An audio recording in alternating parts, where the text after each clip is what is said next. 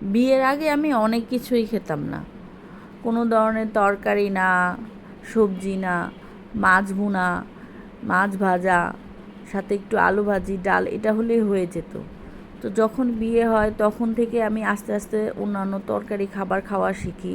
তার মধ্যে এই তরকারিটা ছিল একটা বেস্ট জিনিস। আমি বলবো যে এত ভাল লাগতে শুরু করলো এই তরকারিটা খাওয়া।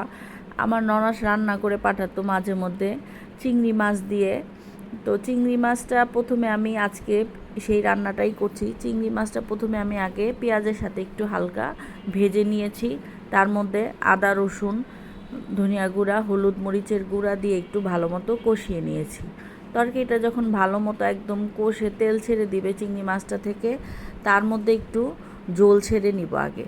চিংড়ি মাছটার ঝোলটা যখন একটু আঠা আঠা ভাব হয়ে আসবে, তার মধ্যে আমি এই যে ভিন্ডিগুলো, ঢ্যাঁড়স, সেটা কেটে 2 টুকরো করে নিয়েছি, সেটা আমি এই ঝোলের মধ্যে ছেড়ে দিব। কারণ এই ঢ্যাঁড়সের থেকে ঢ্যাঁড়স যদি আপনি কষাতে যাবেন তো একটা বিজল ভাব চলে আসবে, তো খেতেও ভাল লাগবে না, দেখতেও ভাল লাগবে না। তো এই জন্য ঝোল ছাড়ার পর এই ঢ্যাঁড়সটা ছেড়ে মিডিয়াম আঁচে একটু ঢেকে দিয়ে, বেশি নাড়াচাড়া না করে আর কয়েকটা কাঁচামরিচ দিয়ে আমি একটু ঢেকে দিলাম মিডিয়াম লো আঁচে।